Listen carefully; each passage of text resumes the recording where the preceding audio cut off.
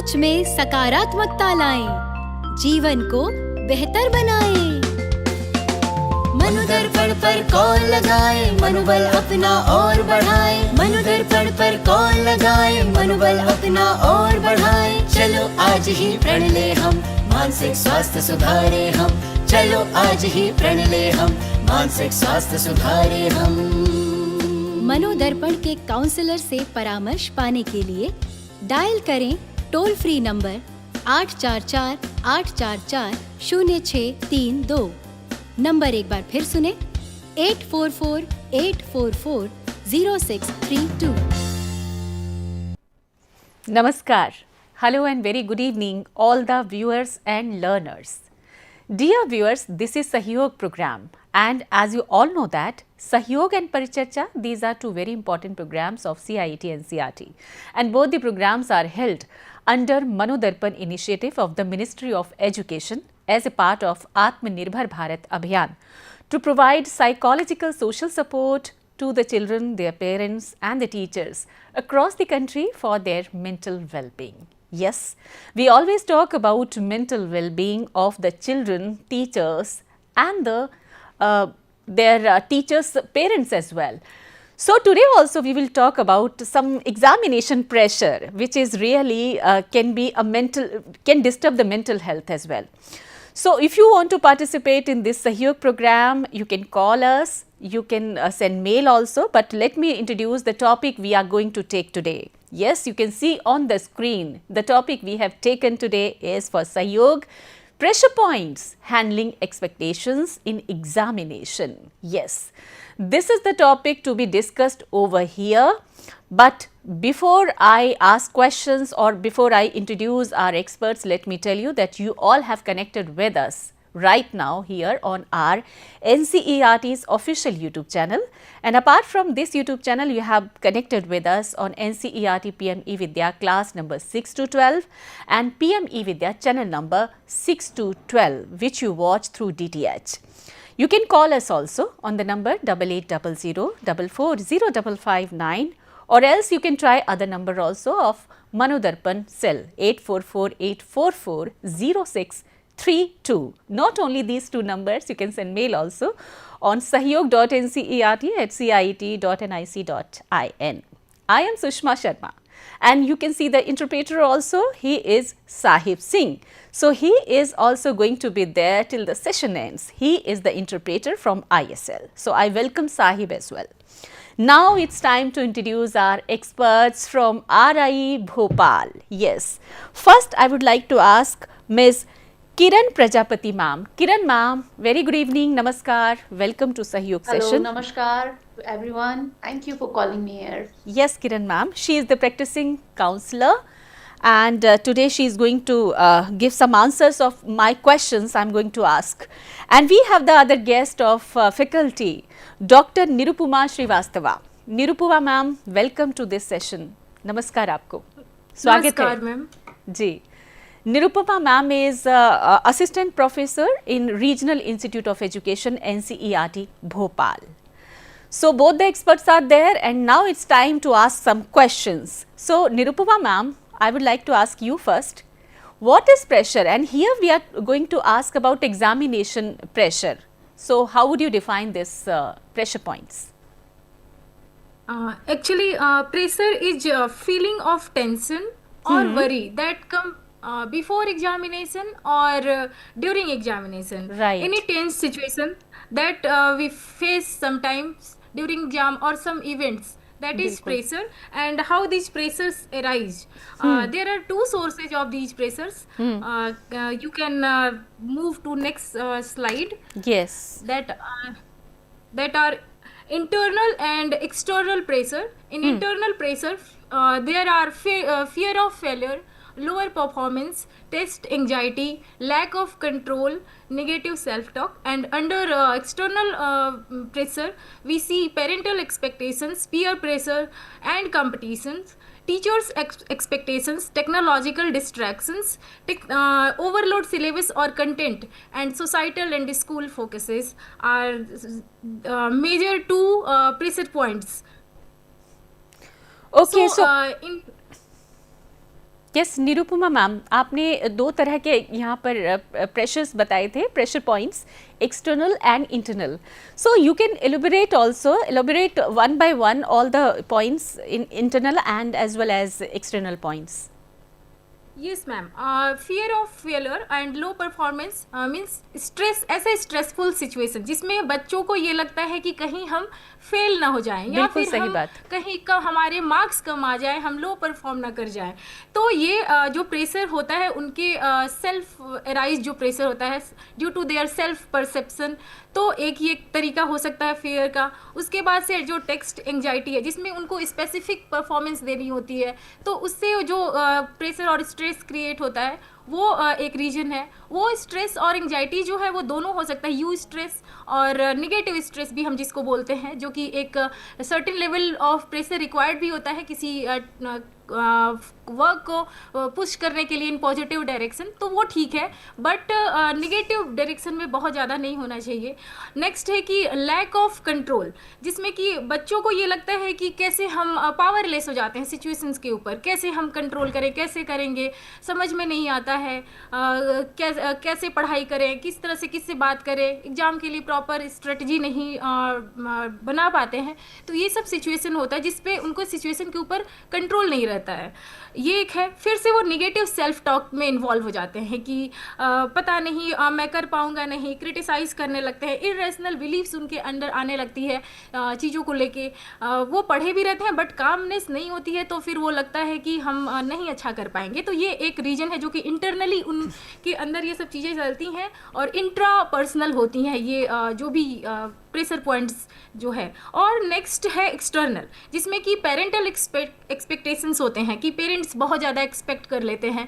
हालांकि expectation positive चीज़ है, वो उसमें इंकरेजमेंट भी है, केयर करते हैं, इसलिए हम एक्सपेक्ट भी करते हैं, बट बहुत ज़्यादा एक्सपेक्टेशंस लगा लेते हैं बच्चों से और फिर बच्चे उस प्रेशर में आ जाते हैं. क्योंकि कई बार पेरेंट्स क्या करते हैं कि उनके रिपोर्ट कार्ड को अपने विजिटिंग कार्ड की तरह वो प्रेजेंट करने की कोशिश करते हैं, या तो रिलेटिव्स के बीच में या फिर अपने फ्रेंड सर्कल में. तो ये एक रीजन हो जाता है और बच्चे सोचते हैं कि अब पापा और मम्मा ने ऐसा कह दिया है अपने रिलेटिव्स में या फिर अपने फ्रेंड सर्कल में और मैं उस तरह से नहीं परफॉर्म कर पाई, तो फिर मेरे लिए ये मुश्किल हो जाएगा, फिर मैं कैसे फेस करूँगा उस सिचुएशंस को, उन लोगों को. तो एक प्रेशर वो उनको क्रिएट करता है.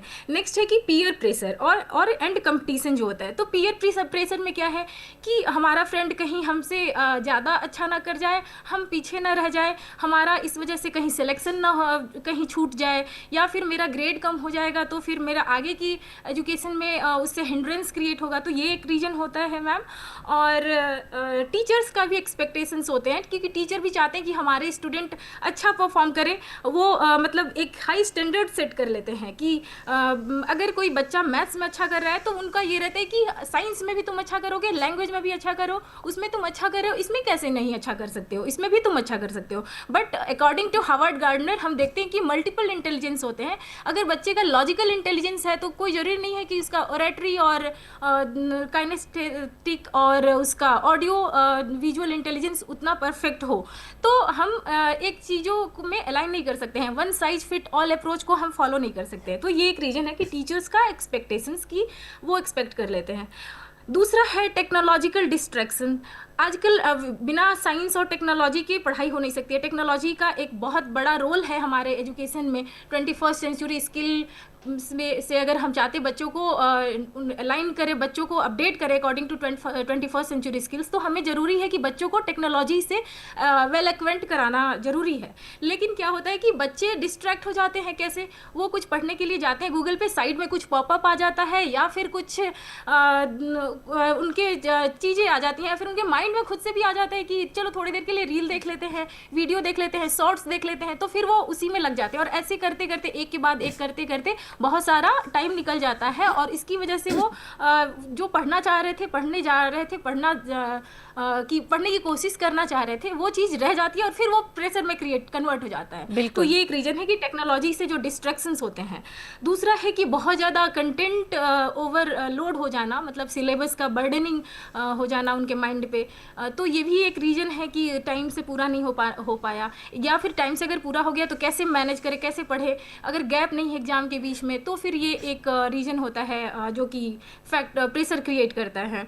और सोसाइटी और स्कूल, सोसाइटल और स्कूल का भी फोकस होता है। स्कूल भी चाहती है कि बहुत ज़्यादा हाई ग्रेड से हमारे बच्चे हाई स्टेक इम्पोर्टेंस देते हैं, मतलब मार्क्स को, ग्रेड को, तो ये एक रीजन होता है मेजर बच्चों के ऊपर प्रेशर क्रिएट करना, क्योंकि स्कूल कहते हैं कि miniature of society according to John Dewey, ऐसा कहते हैं। तो हम सोसाइटी भी एक्सपेक्ट करती है कि बच्चे ऐसा हो, ऐसे सिटीजन, वो बच्चों को बच्चे मिले, ऐसे सिटीजन हमें चाहिए। तो वो एक्सपेक्टेशंस भी एक पैरामीटर जो सेट हो जाता है, उसकी वजह से भी फिर एक बच्चों में प्रेशर क्रिएट हो जाता है, क्योंकि फिर अल्टीमेटली प्रिंसिपल और टीचर भी कहते हैं कि वहाँ के उस स्कूल के बच्चे इतना अच्छा परफॉर्म किए तो आपने क्यों नहीं किया। तो ये एक रीजन हो जाता है बच्चों पे प्रेशर बढ़ाने के लिए, प्रेशर बनाने के लिए। Yes, thank you Neeru ma'am, आपने बहुत अच्छे से मेरे क्वेश्चन का आंसर दिया। और अब मैं पूछना चाहती हूँ किरण मैम से। Ma'am, what is the reason behind it, why this examination pressure occurs, and what are the symptoms we find in students? क्या क्या है वो लक्षण जिसे कहते हैं जो बच्चों में दिखाई देते हैं अगर प्रेशर है उनके ऊपर? तो किरण मैम। यस। या तो बेसिकली क्योंकि एग्जाम्स आ ही रहे हैं, Right. और कुछ ही दिन बाकी हैं, जी। और बच्चे definitely they are going through this anxiety and nervousness and stress, और बेसिक सिम्टम्स आपको यही दिखेंगे। They are very nervous, they are very कहीं उनको बहुत उनका पुअर कंसंट्रेशन हो जाता है, उनकी स्लीप साइकिल बहुत ज़्यादा डिस्टर्ब हो जाती है, और नेगेटिव थॉट्स उनके माइंड में बहुत आते हैं कि अरे फेल हो गए तो क्या होगा, अरे हम पास नहीं हो पाएंगे, मेरा सिलेबस नहीं कंप्लीट हुआ है, या नहीं हो पा रहा है, हमसे पढ़ाई हो ही नहीं रही है, बच्चे ऐसे बोलते हैं। और बेसिक सिम्टम्स यही, थकान होना, बहुत पुअर कंसंट्रेशन होना, पढ़ाई में मन नहीं लगना, स्लीप डिसऑर्डर, नींद बहुत ज़्यादा, नींद में भी उनको बहुत प्रॉब्लम्स होना, बहुत नींद नहीं आना बिकॉज टेंशन है उनको, एंजाइटी है। एंजाइटी और stress are the major symptoms which children go through during this examination stress phase. Basic symptoms यही हैं, उनको एंजाइटी और नर्वसनेस बहुत ज़्यादा फील होती है। जी मैम, तो आपने ये सारे अपने सिम्टम्स बताए और रीजंस बताए कि क्या होते हैं, जैसे कि आपने बताया, और स्क्रीन पर भी हम अपने ऑडियंस को, दर्शकों को दिखा सकते हैं कि ये जो सिम्टम्स हैं, रीजंस आपने देखे, लैक ऑफ इनएडिक्वेट प्रिपरेशन, अगर तैयारी नहीं होती तो वो है, और पुअर टाइम मैनेजमेंट बहुत ज़रूरी होता है, आपको अपना शेड्यूल बनाना होगा, और लाइफस्टाइल इश्यूज भी बहुत होते हैं, है ना? Absolutely. बेसिक देखिए रीजन उसका वही है कि because they have that fear of failure, और एक्सपेक्टेशंस बहुत हाई हैं। Digital distraction is definitely a major cause, वो भी एक बहुत बड़ा फैक्टर है जो बच्चों को एक प्रॉपर कंसंट्रेशन या फोकस से डिस्ट्रैक्ट कर देता है। उन्हें जो अपना सिलेबस कंप्लीट करना है या अपनी पढ़ाई कंप्लीट करनी है, एग्जामिनेशन के अकॉर्डिंग उन्हें जो भी टास्क करना है वो नहीं करते हैं, और when they have that screen time more, तो वो बैक टू बैक डिस्ट्रैक्शंस उनको होते रहते हैं, और स्क्रीन में वो कुछ भी पॉप होता है, जैसा कि निरुपमा मैम ने बताया, कुछ भी पॉप होता है, they want to go through it, वो चाहते हैं कि चलो अच्छा, प्लीज डोपामिन जो है हमारा वो बहुत ज़्यादा मात्रा में रिलीज होता है, और बैक टू बैक उसको पॉजेज जो मिलते हैं जिसकी वजह से माइंड डिस्ट्रैक्ट होता है जी। एंड इसीलिए बच्चे ये नर्वसनेस, एंजाइटी, हेडेक, कई बार पेट में दर्द की भी शिकायत करते हैं कि नहीं हो पा रहा है, हमसे नहीं हो रहा है, पेट दर्द है, स्लीप डिसऑर्डर्स हैं, और नेगेटिव माइंडसेट हो जाता है, थॉट्स डेफिनेटली बिल्कुल उनको लगता है कि नहीं हो पाएगा। बिल्कुल मैम, एग्जाम्स जी किरण मैम, आपने बहुत सही से बताया। और ये जो प्रेशर होता है ये 3 फेजेस से गुजरता है जब भी एग्ज़ाम होते हैं बच्चों के, कि बिफोर एग्जामिनेशन होता है ये, और ड्यूरिंग द एग्जामिनेशन, और आफ्टर द एग्जामिनेशन कि भाई हमने कैसी तैयारी की थी, कैसा रिजल्ट आएगा। तो अब बहुत घबराए और एंजाइटी के साथ बच्चे रहते हैं। तो ये 3 तरह के फेजेस बच्चों के खास तौर पर, और ये सिम्टम्स देखे जा सकते हैं बच्चों के अंदर, before exam, middle of the exam, during the exam we can say, और आफ्टर द एग्ज़ाम। तो इन तीनों से बच्चों को गुजरना पड़ता है। इसमें ऐसे में सपोर्ट की बहुत ज़रूरत होती है, पेरेंट्स के भी, टीचर्स की भी, कि वो उसके सहायक बनकर उनका साथ दें। अब मैं नीरू मैम से एक क्वेश्चन करना चाहती हूँ कि ये सब हमने रीजंस बता दिए, सिम्टम्स भी बता दिए, तो इनसे कौन कौन से रणनीतियाँ अपनानी हैं? What are the main strategies to coping up with this kind of examination pressure? How to cope up with these pressures? Neeru ma'am, मैं आपसे पूछ रही हूँ। नेक्स्ट स्लाइड कर दीजिए मैम। Yes ma'am. तो जैसे कि बहुत सारे सोर्सेज हैं, रीजन्स हैं, फैक्टर्स हैं, फेजेस हैं एग्जाम प्रेशर के। तो अब इन सिचुएशन से कैसे हमें कोप आउट करना है, मतलब क्या स्ट्रेटेजी हो सकती है कोप अप करने के लिए, उससे बाहर निकलने के लिए? तो पहला है ये कि काम और कूल होके हमें कन्वर्सेशन करना है। जैसे कि हम अपने मोबाइल को देखते हैं कि बहुत ज़्यादा यूज़ करते हैं तो वो बहुत हॉट हो जाता है, उसमें से हीट एंड रेडिएशन रिलीज होने लगती है, तो हम थोड़ी देर के लिए रख देते हैं और उसको चार्जिंग में लगाते हैं। तो उसी तरह से जैसे मोबाइल को हम चार्ज करते हैं, उसी तरह हमें भी खुद को रिचार्ज और चार्ज करने की ज़रूरत है, क्योंकि हर मशीन हो या ह्यूमन हो, हर किसी की एक इफ़िशियंसी है वर्क करने की। तो हम लगातार काम नहीं कर सकते हैं, और बहुत ज़्यादा अगर रिलैक्स भी करते हैं तो भी हमारी इफिशियंसी डाउन हो जाती है। तो हमें एक बैलेंस बना के रखना है। तो इस सिचुएशन में, एक स्ट्रेसफुल सिचुएशन से हमें बाहर निकलने के लिए डीप ब्रीदिंग, माइंडफुलनेस एक्टिविटी, इन सब पे हमें फोकस करना चाहिए, शॉर्ट ब्रेक लेने चाहिए। ठीक है, जैसे ऐसे भी कहते हैं कि खाना भी हमें खाना है, तो एक बार बहुत ज़्यादा ओवर ईटिंग नहीं करके हमें थोड़े थोड़े शॉर्ट मील्स लेना है। तो उसी तरह से बहुत ज़्यादा एक बार में स्टडी नहीं करनी है, हमें शॉर्ट ड्यूरेशन फिक्स करना है पढ़ाई के लिए। तो वो एक बेटर स्ट्रेटेजी हो सकती है। नेक्स्ट है कि हमें ऑनेस्ट कम्युनिकेशन अपने पेरेंट्स के साथ करना है, क्योंकि इससे क्या होगा, अगर ऑनेस्टली हम अपने पेरेंट्स से बात करेंगे तो इससे हमारा एक रिलेशनशिप बिल्डअप होगा पेरेंट्स के साथ कि हमारे बच्चे की ये कैपेबिलिटी है, तो उसको वो रिकॉग्नाइज करेंगे और बहुत ज़्यादा उसे हाई एक्सपेक्टेशंस नहीं लगाएंगे। क्योंकि अल्टीमेटली एक्सपेक्टेशंस अगर हम रखते हैं तो उससे फिर अगर वो मीट नहीं करता, उस क्राइटेरिया पे, उस स्टैंडर्ड पे हम नहीं पहुंच पाते हैं, तो वो एक मतलब ग्रीफ और सॉरो वाला सिचुएशन क्रिएट करता है। तो जिसकी वजह से फिर आगे चल के मेंटल और हमारा मेंटली हम डिस्टर्ब हो जाते हैं, और स्ट्रेसफुल सिचुएशन को फिर वो आगे कन्वर्ट कर देता है। तो मेंटल वेलबींग पे उसका इफेक्ट पड़ता है। तो हमें पेरेंट्स के साथ ऑनेस्ट कम्युनिकेशन करना है कि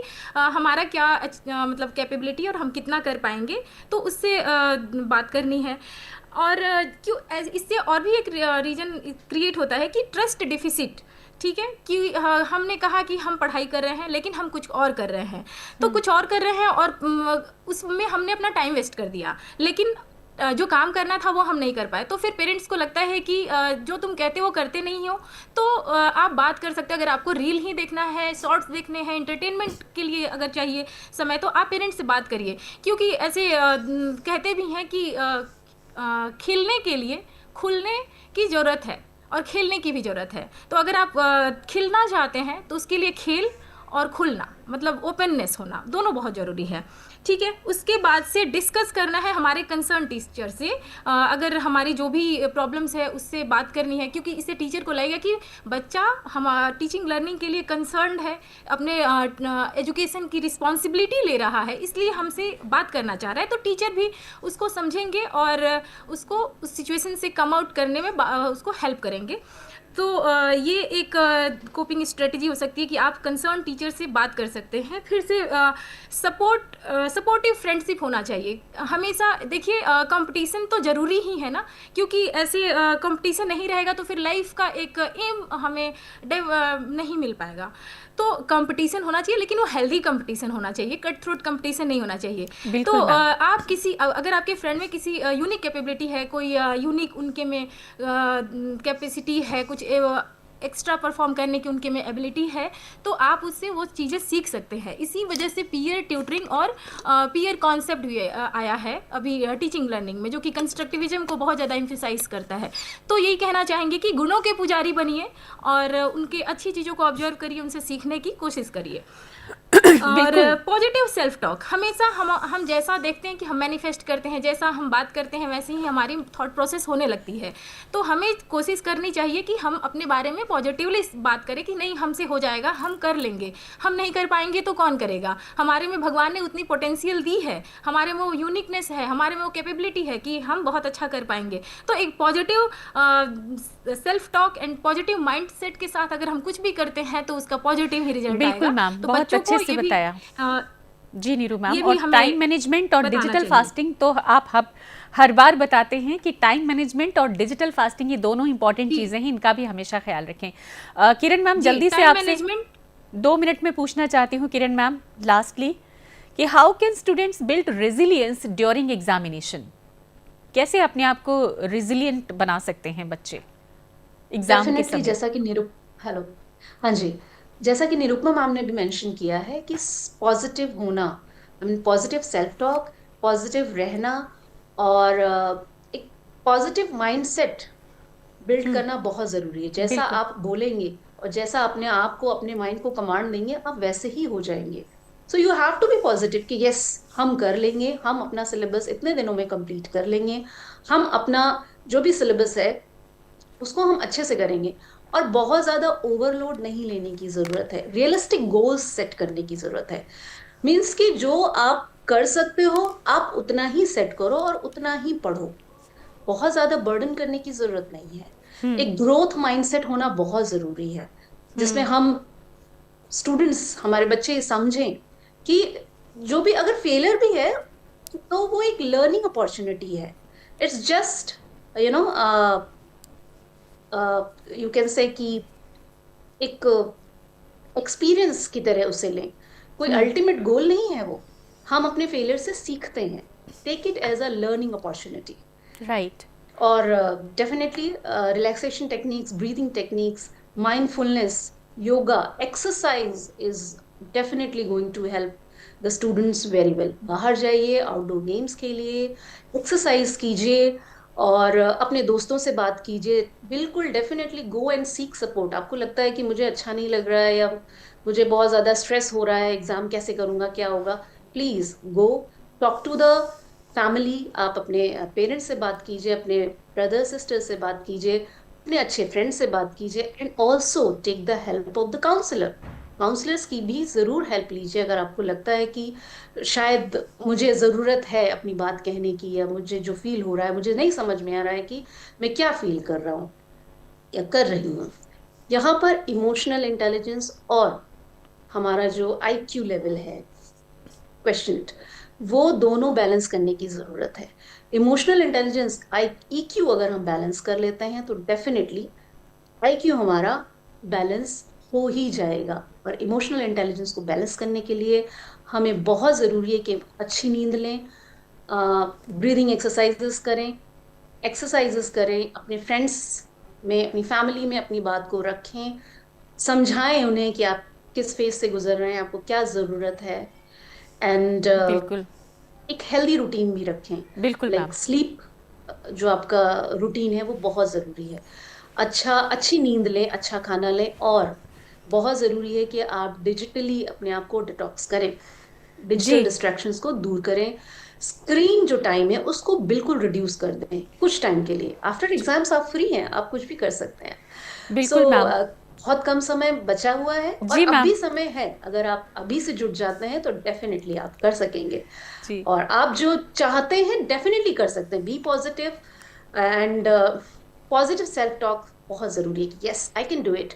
मिरर वर्क इसमें बहुत काम आता है। बच्चे बहुत कुछ कर सकते हैं थोड़ा जी। किरण मैम, बहुत बहुत शुक्रिया आपका। आपने बहुत कम समय में, बहुत संक्षेप में आपने बातचीत बताई कि किस तरह से बच्चे रेजिलियंस हो सकते हैं, फ्लेक्सिबिलिटी अपना सकते हैं अपने आप को। एग्जामिनेशन के समय में बहुत सारी चीज़ें हैं, पॉजिटिव एटीट्यूड रखिए, आप एग्ज़ाम के समय हेल्दी खाना खाइए, थोड़ा सा शॉर्ट ब्रेक्स भी लेते रहिए, एंटरटेनमेंट भी बहुत ज़रूरी है, और नहीं तो फिर कहीं ना कहीं बच्चों को एक डिप्रेशन की तरफ चले जाते हैं। तो इन सब चीज़ों से दूर रहें, स्वस्थ रहें, हमेशा खुश रहें, सपोर्ट लेते रहें, एक दूसरे को सपोर्ट देते रहें। यही है कुल मिलाकर एग्जामिनेशन प्रेशर को, जो फियर है उसे दूर करने का। तो thank you so much Kiran ma'am, और बहुत बहुत शुक्रिया डॉक्टर निरुपमा मैम, हमारे साथ जुड़े दोनों ही मेहमान। बहुत बहुत धन्यवाद आप दोनों का। जी निरुपमा मैम, आपका भी बहुत बहुत शुक्रिया, थैंक यू सो मच। और दर्शकों से कहना जी दर्शकों से कहना चाहती हूँ, ये था सहयोग बनाए रखें और हमारे सभी कार्यक्रम देखते रहें। कल कौन से कार्यक्रम हैं उन पर एक नजर डालते हैं, जल्दी से स्क्रीन पर देख सकते हैं। हमारे कार्यक्रम की शुरुआत होती है योग शक्ति के साथ, जो कि आपकी हेल्थ के लिए योगा कितना इंपॉर्टेंट है आप जानते ही हैं। और कल जो हम टॉपिक लेकर आए हैं आपके लिए योगा में, वो है yoga and natural body rhythms. ये रहेगा कल का टॉपिक। 10 बजे वर्चुअल लैब है जहां बात होगी लैब्स फॉर फिजिक्स की, और 12 बजे हम लेकर आएंगे आपके लिए इंग्लिश का चैप्टर वोकेशन 5th क्लास के लिए, और फिर 2 बजे होगा उर्दू का सेशन 3 क्लास के लिए, क्लास 3 होगी, उन्वान है रात। उसके बाद फिर 2:30 बजे हम लेकर आएंगे इंग्लिश का विषय रहेगा क्लास 3 के लिए चंद्रयान, और उसके बाद मैथमेटिक्स है फन विद सिमेट्री, और फिर हम लेकर आएंगे हिंदी का विषय 3:30 बजे बगीचे का घोंगा, और 4 बजे होगा हमारा webinar the risks of over sharing on social media and role of cyber first responder. 5 बजे सहयोग एक बार फिर से होगा कल की तारीख में effective communication and emotional expression for students. तो ये रहेंगे हमारे कार्यक्रमों की एक संक्षिप्त रूपरेखा आप सभी के लिए। फिलहाल आज के सत्र को हम यहीं पर विराम देते हैं। मैं सुषमा इंटरप्रेटर साहिब के साथ और अपनी टीम के साथ आपसे चाहती हूँ अनुमति दीजिए इजाजत। नमस्कार।